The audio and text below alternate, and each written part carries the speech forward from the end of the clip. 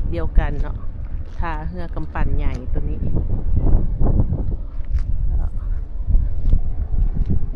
ตรงเขตนี่แมนบนเจ้าตั้งห้านยามมันมีบุญ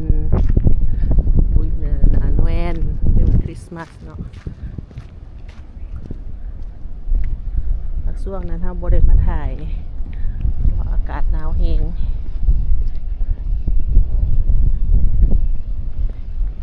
มีลูกน้อยเนาะไปใส่มาใส่มันก็ยากเด้ก็ได้ไป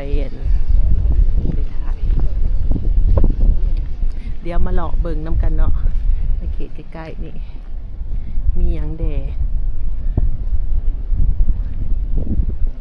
ตัวนี้กับแคมทะเลคือกัน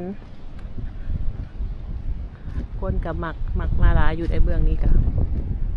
จะมีมุมถ่ายรูปลายเนาะ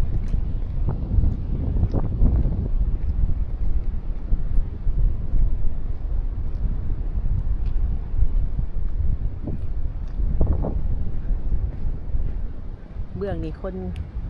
คนมาลายกว่าบนอีท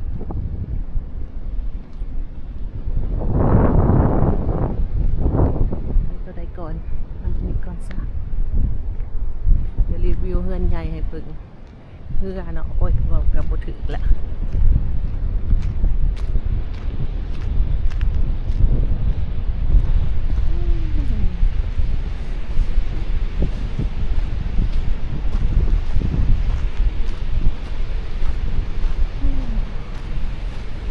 จะเป็นเย็นมีแห้งเดี๋ยวมาฮอดแคมทะเลแล้วก็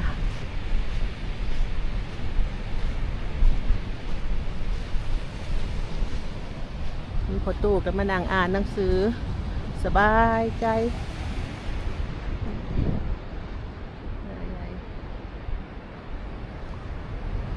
เจ้าคือสิบ่ได้ให้ขึ้นไปดอกตอนเฮือใหญ่นี่ตอนมีบุญงานบุญเฮาบ่ได้มาถ่ายเนาะบ่ฮู้ว่าเขาเจ้าให้คนขึ้นไปทางเทิงบ่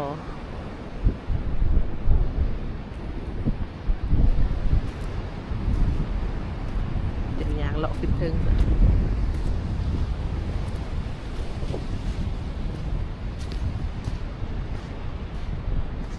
ก็มีบางกลุ่มพวกผู้เฒ่าหรือว่าผู้หนุ่ม